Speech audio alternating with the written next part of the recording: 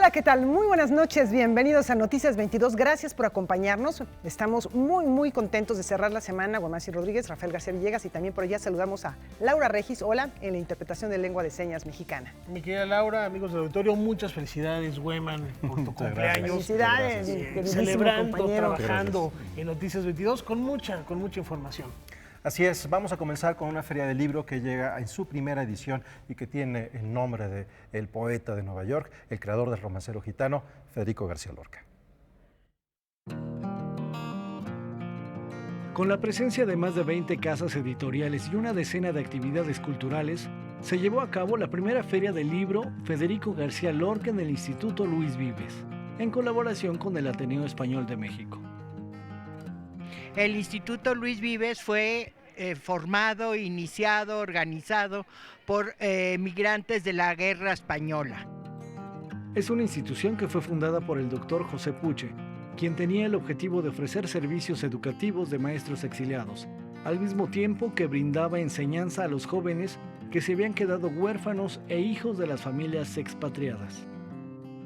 Gracias a la buena voluntad del general Lázaro Cárdenas, que permitió que nuestros familiares tuvieran una tierra, que vivieron en libertad y con mucho progreso.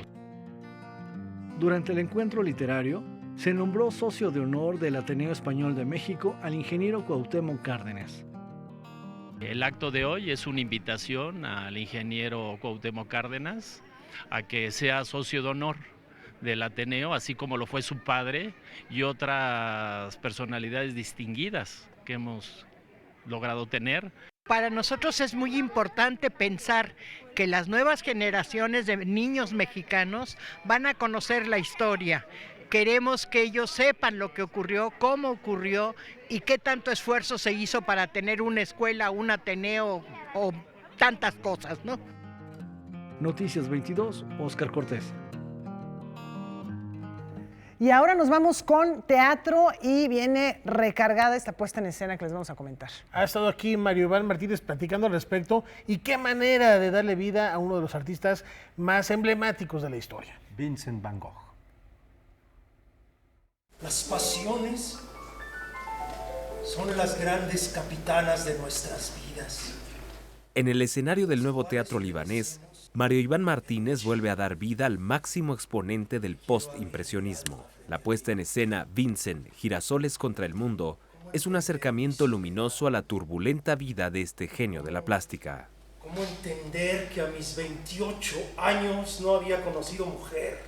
Lo que hemos querido aquí es subir a escena, como mencioné, estos encuentros, estos desencuentros amorosos en la vida de Vincent Van Gogh, su evolución pictórica, pero también subirlo en toda su dimensión, con sus virtudes, con sus flaquezas, con sus adicciones, con su locura, y también que formaran parte relevante dos artífices, dos figuras importantísimas y trascendentes en su vida. Su hermano Theo, quien lo apoyó incondicionalmente hasta el final de sus días, siendo hermano menor, y su cuñada, Johanna Bonger de Van Gogh, quien se dedicó de manera casi religiosa, como un apostolado, a colocar las pinturas de Vincent Van Gogh. Sin estos dos personajes claves en la vida del pintor neerlandés, no conoceríamos a Vincent. La obra, que marca el debut de Mario Iván Martínez como dramaturgo, es el resultado de un trabajo minucioso de documentación y de múltiples viajes a los sitios donde el genio holandés vivió el tramo final de su existencia.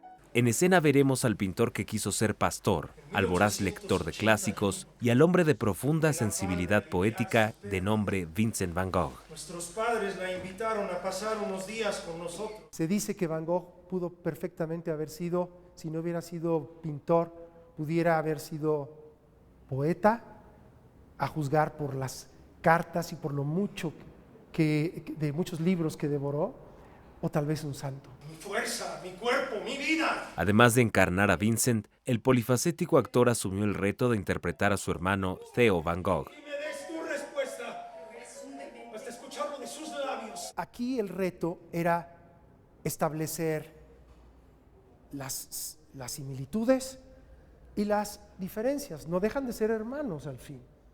Pero entonces, ¿cuál es el historial de cada uno que va a imprimir el carácter, la voz, la corporalidad, ¿no? Por un lado, Vincent con sus adicciones, con el ajenjo, con el tabaco, con la sífilis, con la locura, con la obsesión, va a tener necesariamente otra voz más asentada, más hacia la tierra, más que te literalmente puedas oler ese alcohol y ese tabaco, ¿no? Esa obsesión, esos ojos. Y Teo es pragmático, organizado, civilizado, correcto, está acostumbrado a trabajar en la Galería Goupil, obedece las maneras, las formas, el comportamiento decimonónico con toda corrección. Vincent, Girasoles contra el Mundo, se presenta los lunes a las 8:30 de la noche en el Nuevo Teatro Libanés. Para Noticias 22, César H. Meléndez. Le encanta estar. Y ahora tenemos algo que tiene que ver con el medio ambiente. La cuenta regresiva para tratar de detener daños irreversibles en el planeta. Tic-toc. ¿Sabía usted que 9 de cada 10 personas en todo el mundo respiran aire contaminado? ¿Que el 30% de los alimentos que se producen en el mundo se desperdician cada año? ¿O que solo se recicla el 9% del plástico a nivel mundial? ¿Sabía usted que las ciudades son responsables del 70% de emisiones a escala global y que, por ejemplo, en México el transporte es el principal sector contaminante? Más aún, ¿sabía usted que todo lo anterior contribuye a dilatar la emergencia climática que vivimos? El Museo Memoria y Tolerancia nos invita a transformarnos en agentes de cambio para hacer frente a esta crisis. Por primera vez en la historia de este museo se decidió dedicarle un espacio al cambio climático. ¿Por qué? Porque nos dimos cuenta que el cambio climático no solo es un problema ambiental, es un problema social, económico y sobre todo moral. Con la exposición Tic-Tac, el cambio climático es ahora, el público podrá cuestionarse sobre nuestra dependencia a los combustibles fósiles y materiales plásticos y conocerá las soluciones que se están implementando para contrarrestar sus efectos. Esta exposición está dividida realmente en dos componentes principales. La primera es explicar la problemática, cuáles son las causas y cuáles son las consecuencias del cambio climático. Y nos referimos específicamente a las causas antropogénicas, al hecho de que las actividades humanas son los que están ocasionando el cambio climático. Y el segundo componente de esta exposición es enfocarnos en las soluciones, porque en realidad no es que no existan, ya están.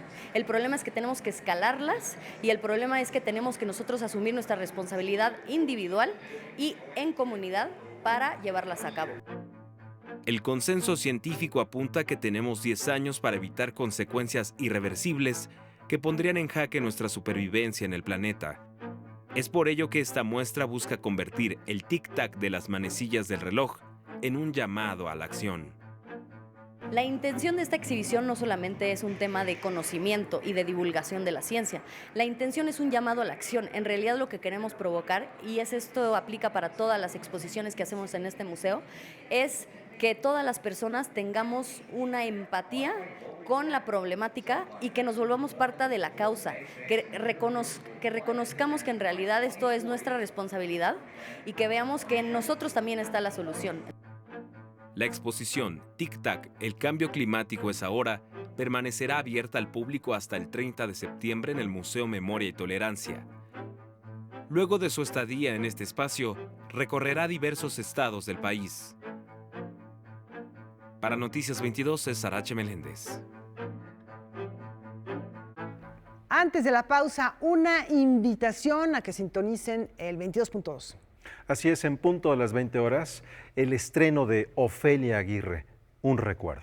No se lo pierdan. Por favor, señal 22.2 este sábado, reiteramos, a las 8 de la noche. Está la invitación hecha y con esta nos vamos a una breve pausa. Por supuesto, volvemos enseguida.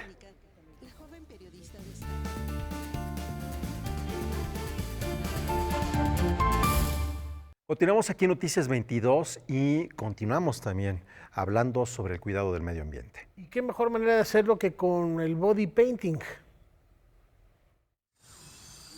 Un grupo de 17 pintores, 5 fotógrafos y 18 modelos decidieron reunirse en una antigua hacienda henequenera en Yucatán para crear, a través del arte efímero del body painting, un llamado para cuidar el medio ambiente.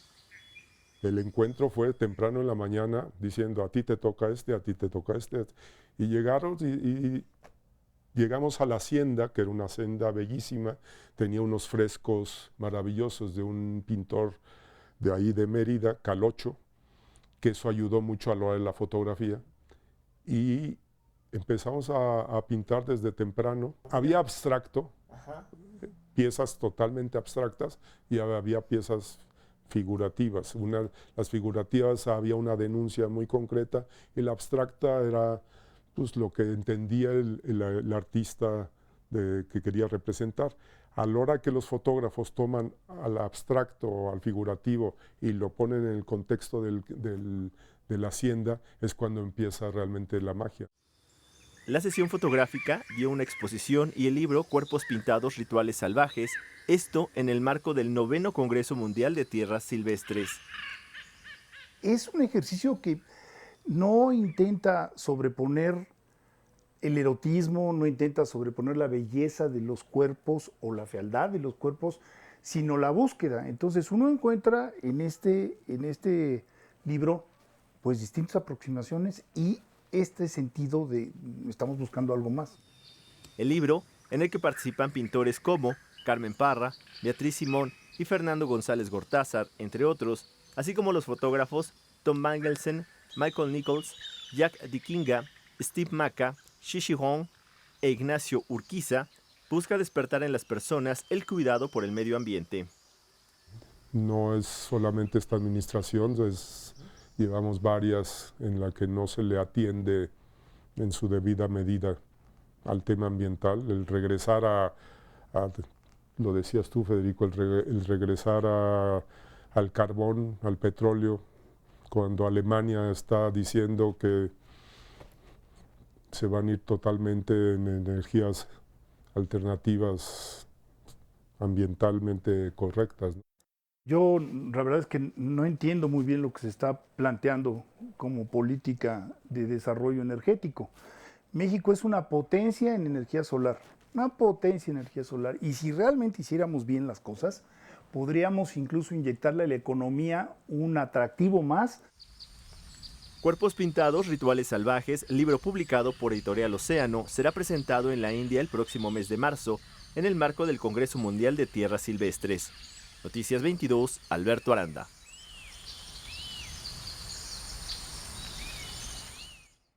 Bueno, ahí tienen esta propuesta y vamos a otra que se llama Equitativa. Y que tiene que ver con lo que estaremos conmemorando este domingo. Laura, vamos contigo.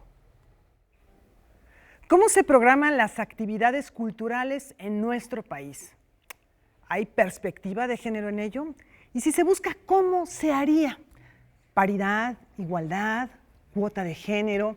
Mariana Delgado está con nosotros para platicarnos de ello. Ella es directora del Centro de Cultura Digital y hay una guía de la cual ya platicamos con Lorena Wolfer hace unos cuantos días, que se está aplicando ya y que ya empieza a dar resultados.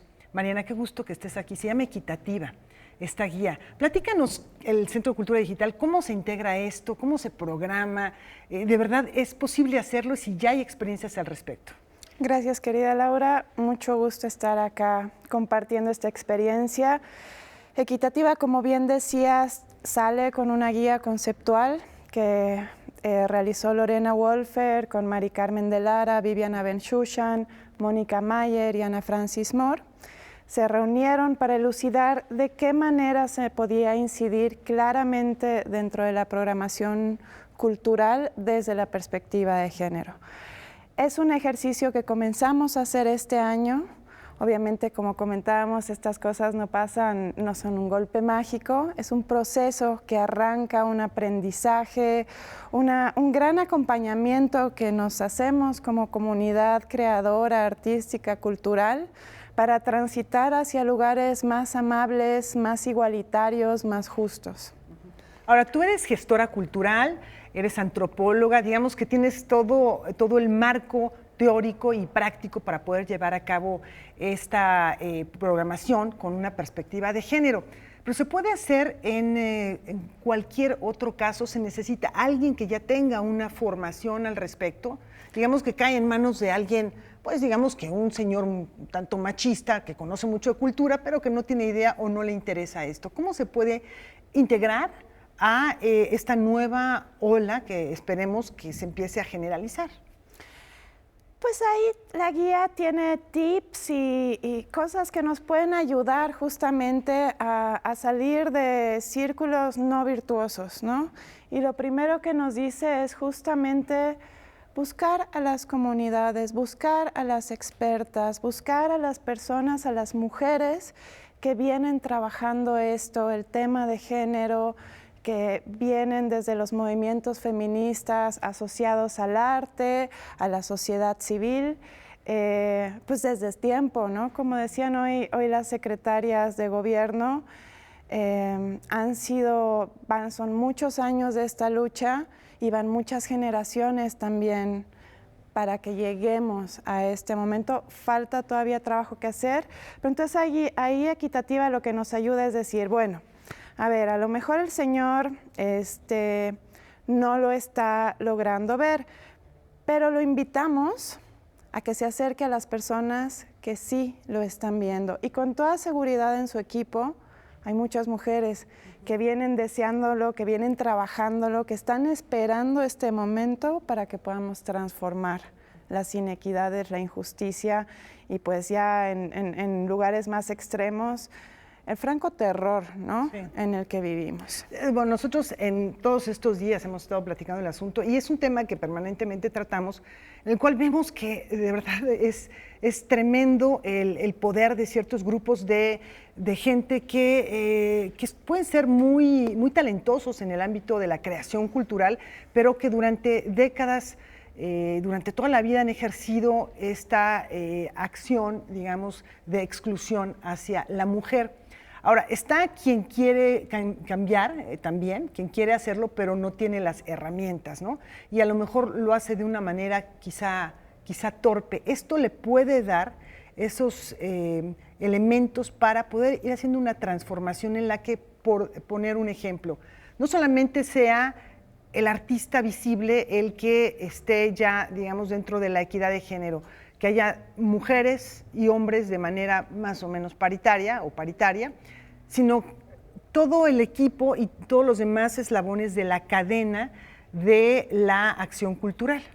Así es, como bien sabemos en la cultura lo que pasa mucho es que se ve una parte, pero detrás hay muchísimo trabajo, ¿no? De producción, de gestión, técnico, etcétera. Entonces es justo, y lo que había venido sucediendo con los 8 de marzo es que de pronto un día nos paraban a todas las mujeres en la vitrina, pero sin trabajar sobre la estructura, el trasfondo, ¿no? Y Equitativa y lo que quiere hacer la secretaria es justamente ir transformando estas realidades tras bambalinas, como llamamos. Incidir en que haya más acceso para las mujeres a profesiones que nos han estado pues más negadas en el campo de la cultura. Es muy común encontrarnos en la gestión, es muy común en el caso del cine encontrarnos en el guión, ¿no? Pero no así, somos tan bienvenidas como iluminadoras, quizás no hemos tenido, algunas pues no hemos tenido experiencias muy afortunadas cuando nos hemos metido a esos campos. Escenógrafos en general son casi varones, ¿verdad? Vemos una repartición y el otro día platicando con la gente de cine justamente decíamos, caray, además sucede que los varones están más en todos los campos bien pagados, ¿no? Y nosotras nos tocan los campos no tan bien remunerados. Entonces, pues nada, hemos vivido esta situación. Curiosamente, además, el campo de la cultura, pues siempre pensamos que estamos en un lugar muy progresista, muy abierto, muy entendido, que al mismo tiempo está reproduciendo muchos de los estereotipos, de los prejuicios y de los problemas sociales. Es importante que se trabaje desde dentro y es para que podamos lograr hacia afuera la transformación que buscamos, ¿no? Ahora, para conocer esta propuesta, esta guía conceptual, los programadores culturales, los gestores culturales y las gestoras culturales, desde luego, ¿dónde pueden tener acceso a esta información? La guía está alojada en la editorial digital del Centro de Cultura Digital. Es un PDF descargable fantástico. No está solamente hecha para las instituciones, está hecha también para los espacios independientes, para las organizaciones, para todas y quienes quieran aprovecharla, comentarla, discutirla, replantearla también. Entonces yo siempre indico, la forma más fácil es googlear guía conceptual equitativa Centro de Cultura Digital y les va a aparecer ahí el PDF.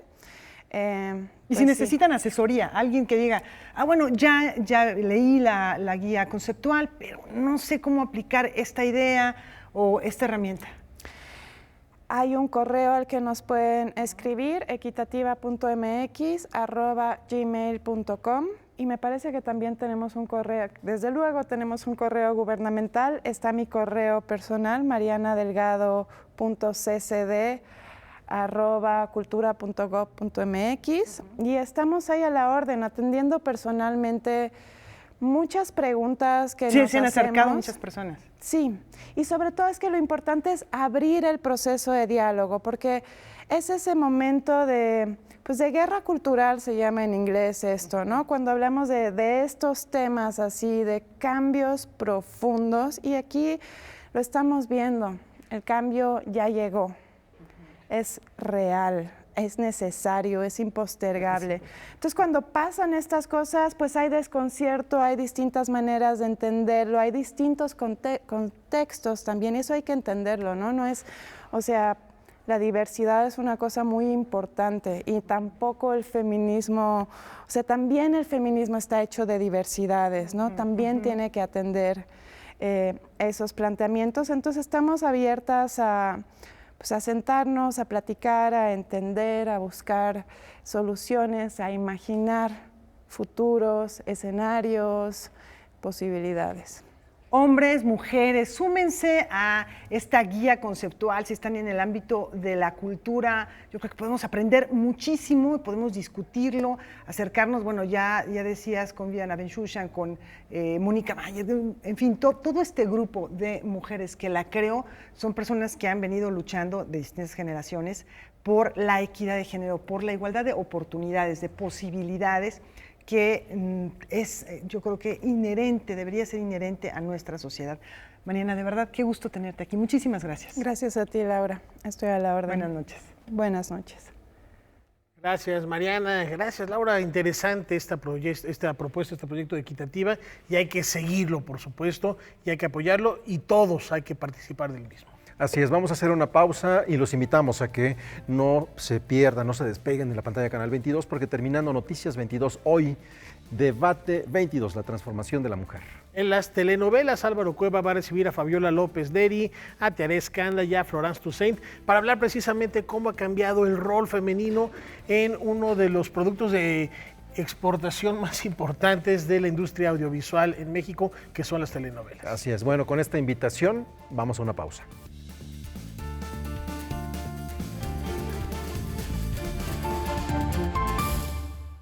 Ayer comenzaron las actividades del Festival Internacional de Cine de la UNAM. Días de Invierno es uno de los trabajos con el que el director Díaz Yaciel participa en este encuentro.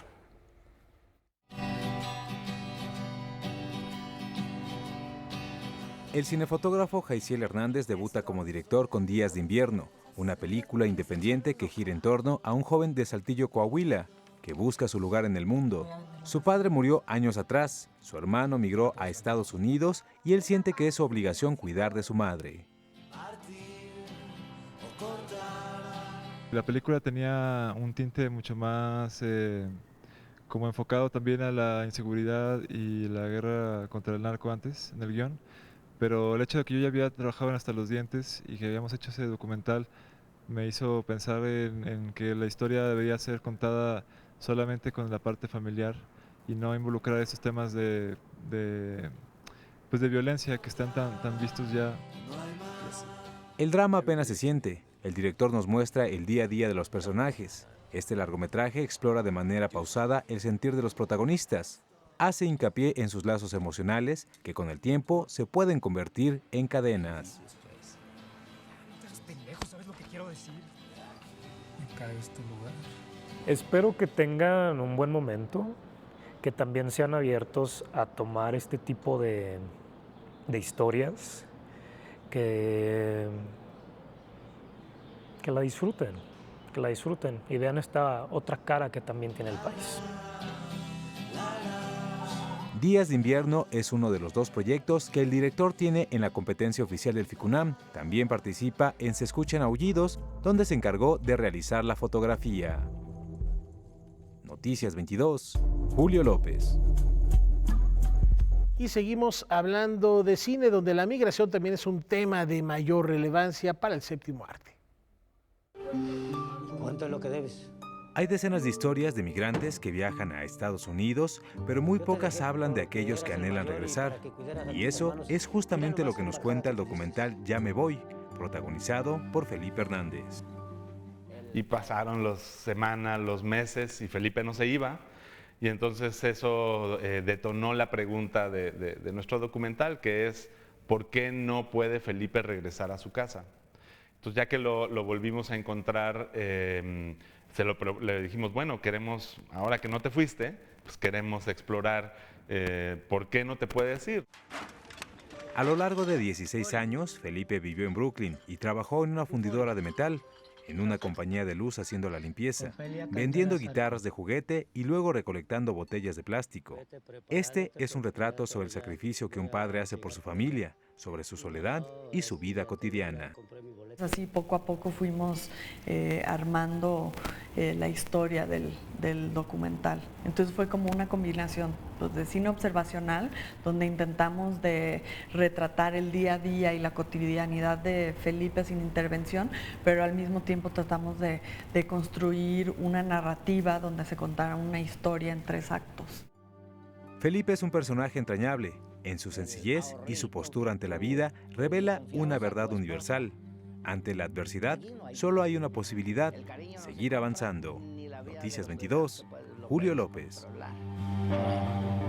Es lógicamente que a ellos no les gustaría que te vayas. Y aprovechando que hablamos de cine, el más reciente trabajo de Luc Lorentz se encuentra ya en cartelera.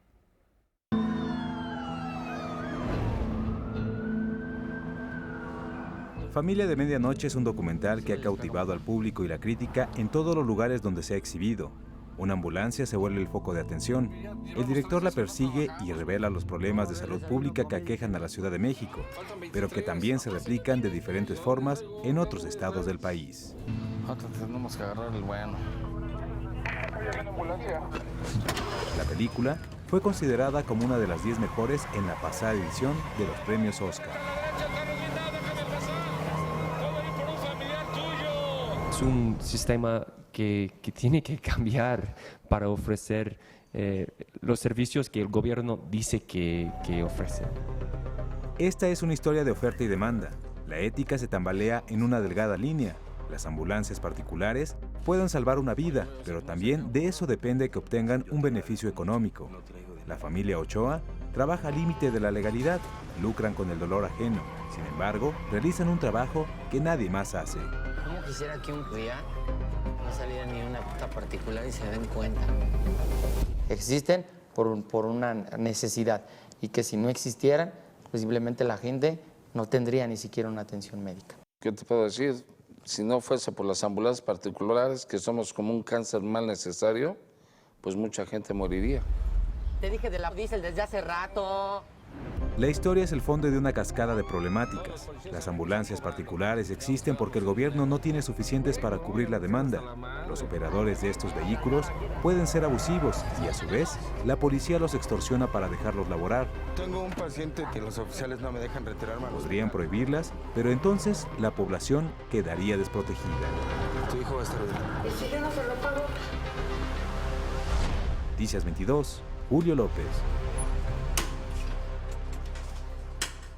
Bueno, es una película que la verdad está súper interesante. Sí, se antoja mucho. La vimos cuando estuvimos en el Festival de Cine de Guadalajara hace un año y también estuvo presente con una gran respuesta en el Festival de Cine de Guanajuato del verano pasado, y por donde ha estado esta película, de verdad que se ha llevado las palmas del público. Muy, muy original el planteamiento. Así que bueno, pues ahora hay que verla, hay que lanzarse a disfrutar de este filme. Como original también es la propuesta de esta noche, eliminar la ciencia en movimiento. Karen Rivera, ¿qué nos tienes?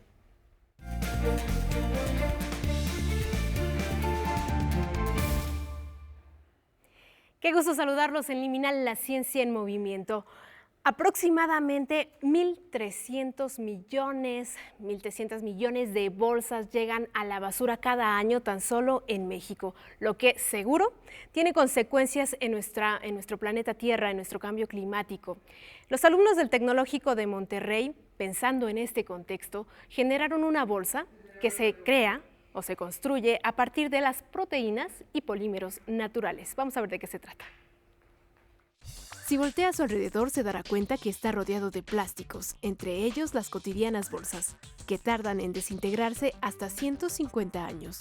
Y si a esa bolsa le agrega basura orgánica, probablemente estos residuos llegarán a un vertedero y se almacenarán ahí hasta por 7 décadas.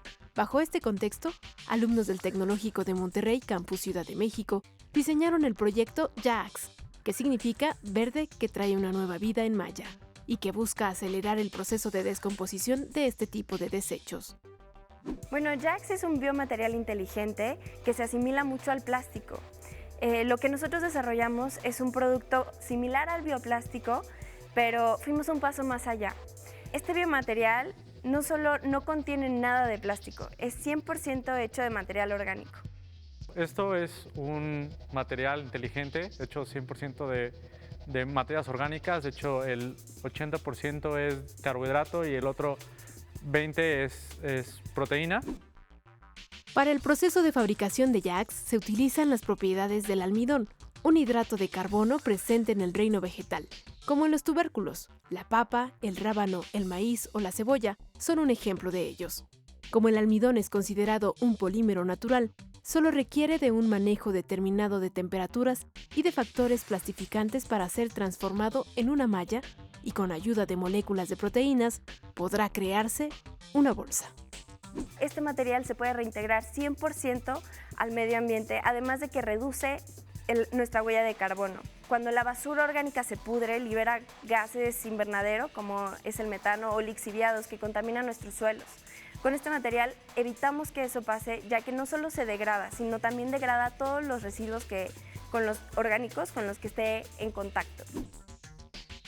Los residuos orgánicos que sean colocados en esta bolsa se pueden descomponer en un periodo de 2 semanas a un mes.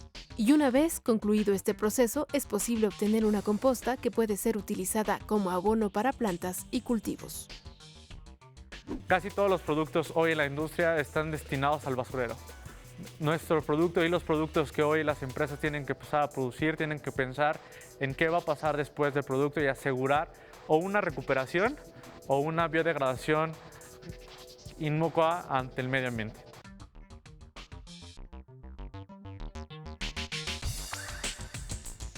Una propuesta muy interesante pensando en que generamos al año 86,000 toneladas de basura en el país. Y esta bolsa, esperemos que ya esté en el mercado en este año. Son proyectos que son necesarios frente a todas estas consecuencias que estamos viviendo con la generación de basura, con el consumo desmedido, con la contaminación de industrias, y también las empresas tienen que pensar en una economía circular.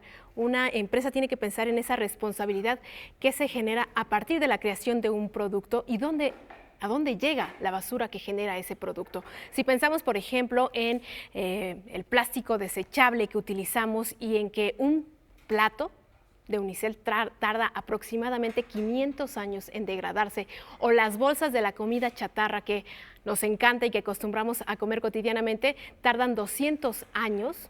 Es interesante ver que haya propuestas como estas y sobre todo apoyarlas. ¿Qué les parece, Huemanzin, Laura y Rafael?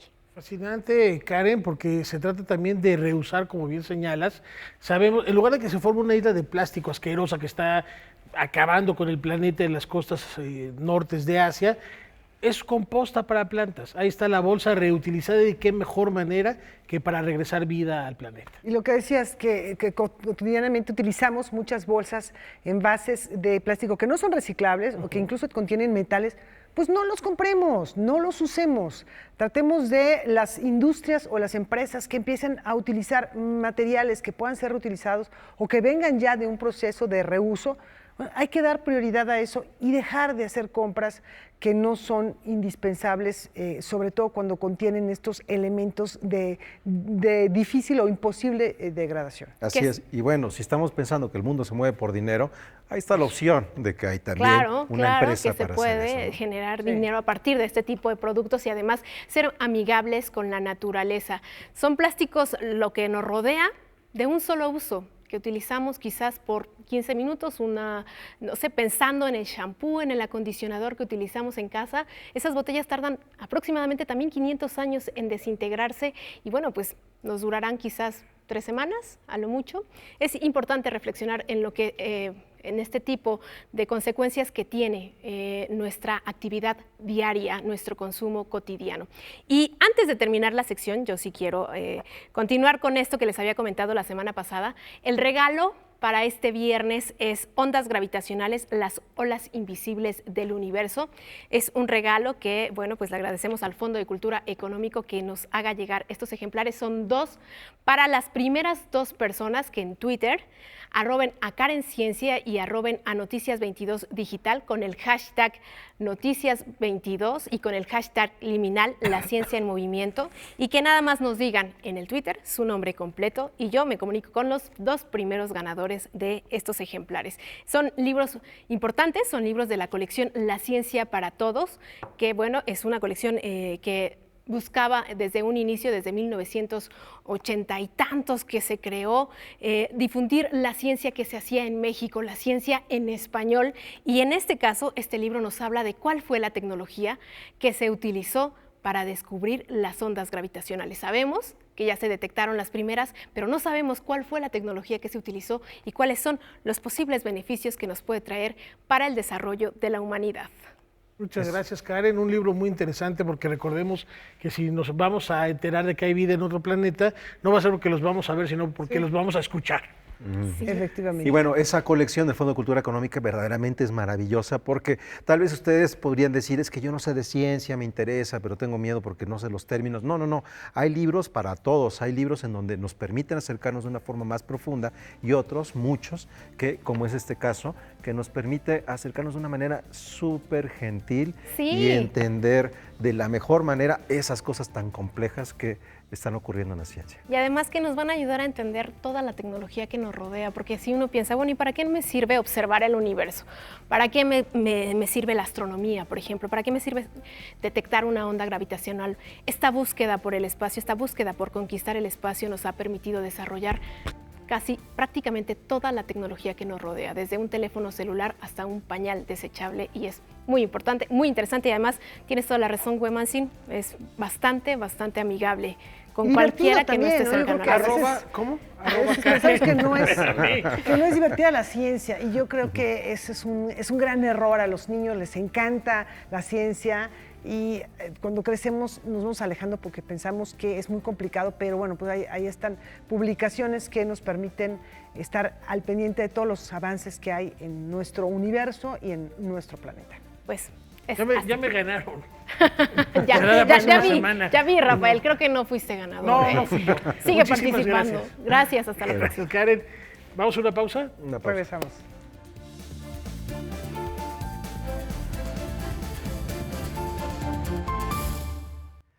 Les tenemos ahora una propuesta muy divertida para todo público.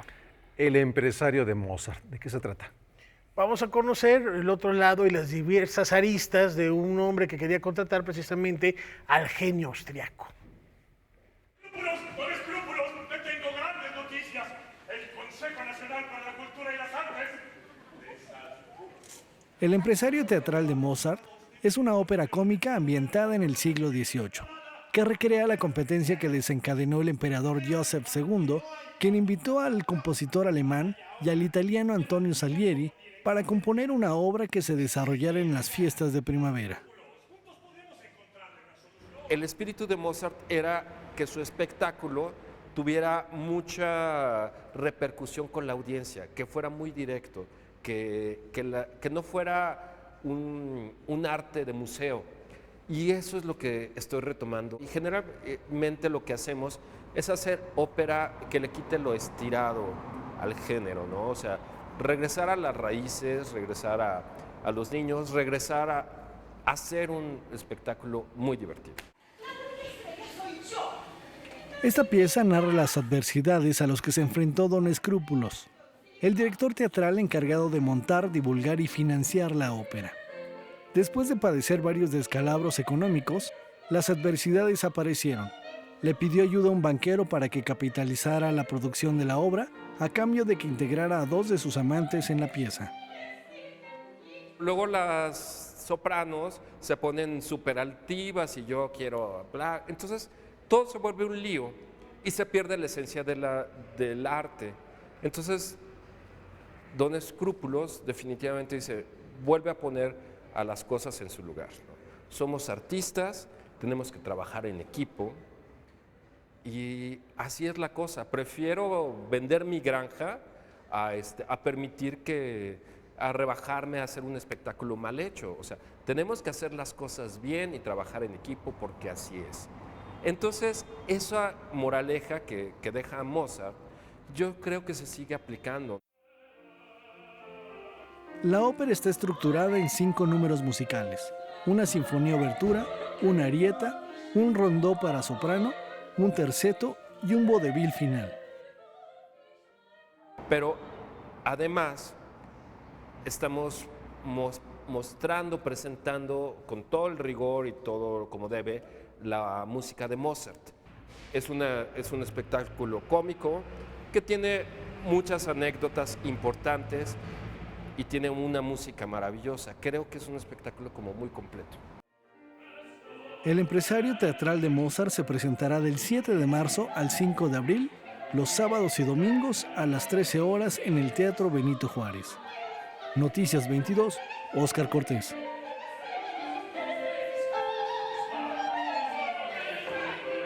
Y tenemos más de esta manifestación artística. Invitadas a la que trae esta noche el maestro Juan Arturo Brennan. Vamos directamente con estas músicas visuales.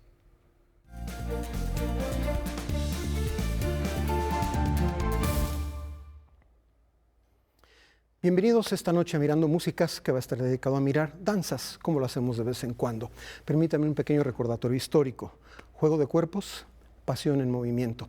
Los títulos de 2 importantes series dedicadas a la danza que fueron emitidas aquí, en esta honorable televisora cultural.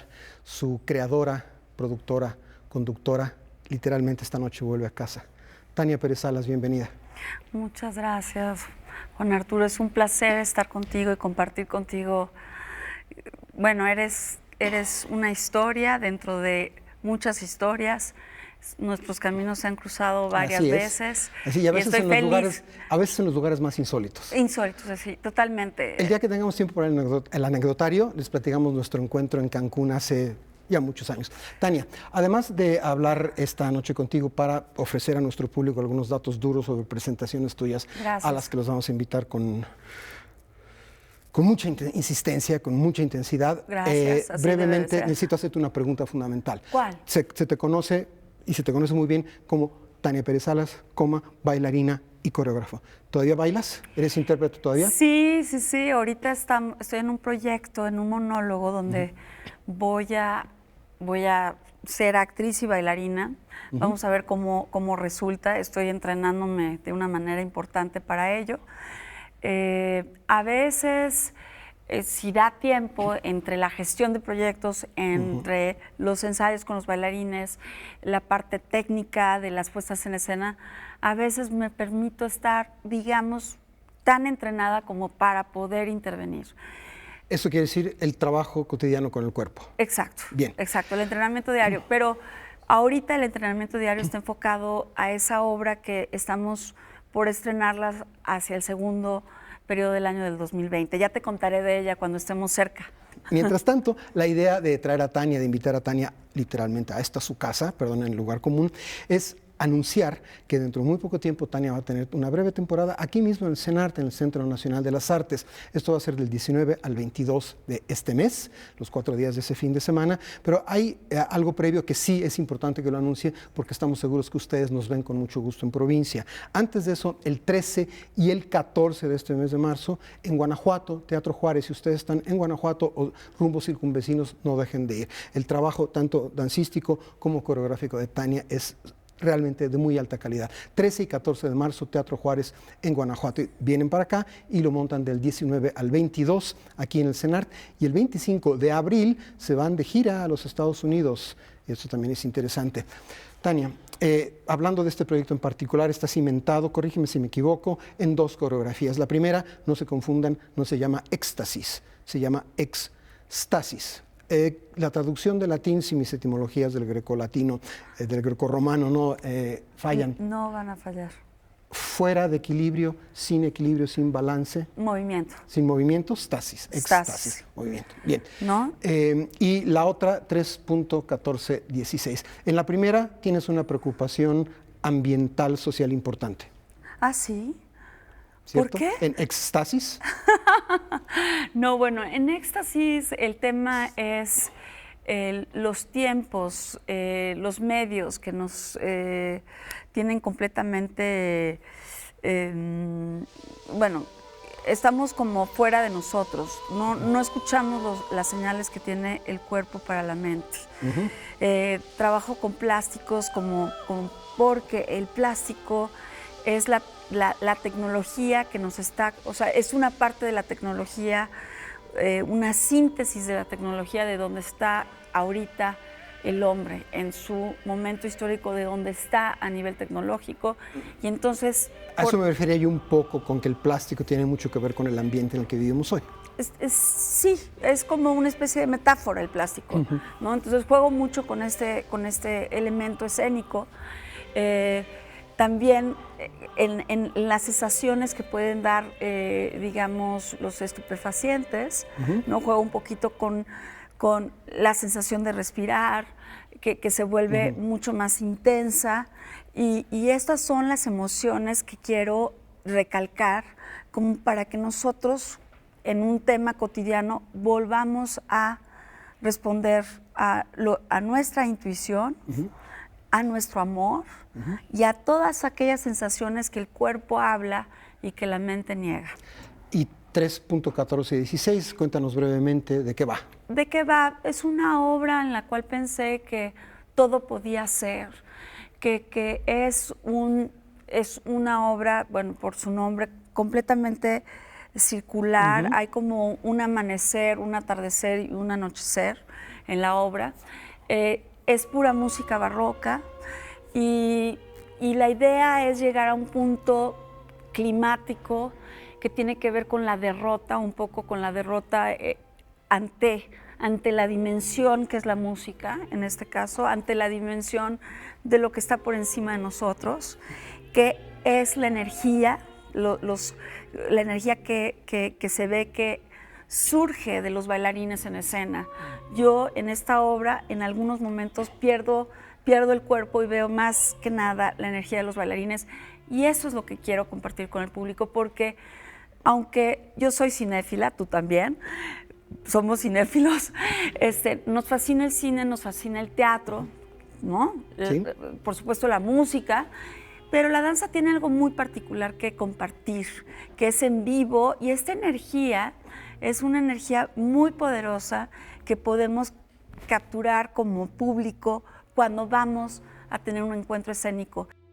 He oído en estos días que he estado averiguando cosas para este encuentro tuyo y mío, que hay algunas coreografías extra que no sé si forman parte de este proyecto, ya sea de lo que se presenta en Guanajuato, aquí o en la gira, que son Las Aguas del Olvido, Religare y Anabiosis. ¿Forman parte de esas presentaciones en el CENART o solo de la gira o de todo el proyecto? Son de la gira, entendiendo que son espacios en donde nos tendremos que adaptar y habrán obras que se puedan presentar, y por eso tenemos un abanico de 5 posibilidades. ¿no? Pero básicamente en las presentaciones, en este pequeño ciclo, pequeña serie, en el CENAR, el Teatro de las Artes, por cierto, son Éxtasis y 3.1416. Por cierto, ya que mencioné Teatro de las Artes y el Centro Nacional de las Artes, ahora sí van los datos duros, apunten. 19 al 22, que son jueves, viernes, sábado y domingo.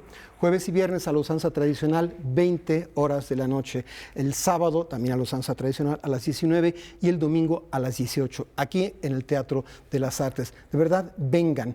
Si ustedes son personas que gustan de la danza moderna y contemporánea, saben que Tania Pérez Salas hace un trabajo realmente espléndido en ese sentido y que es, en mi opinión, una de las mejores diseñadoras, compositoras coreográficas que tenemos aquí. Y para concluir, Tania, ¿la gira es a Estados Unidos solamente? No, es Estados Unidos, Canadá, muchos lugares ya hemos estado ahí. Me siento feliz en esta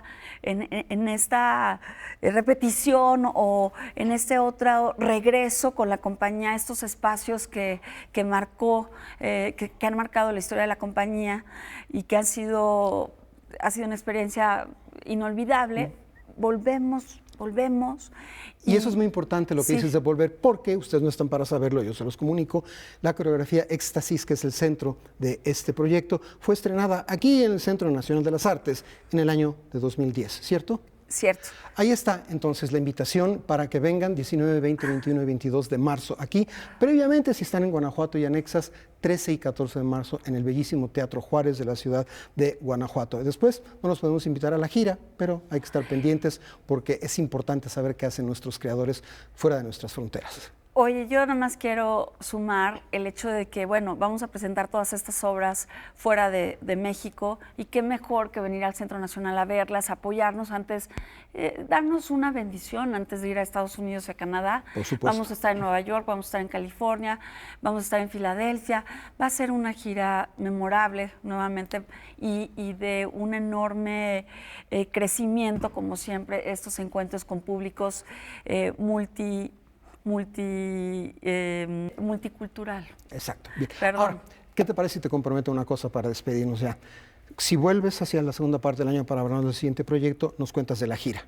Claro, Conste. les cuento de cómo nos fue, Muy por bien. supuesto. Gracias mil, Tania Pérez Salas, por estar esta noche con nosotros. No, Bienvenida gracias de a regreso ti. a tu casa.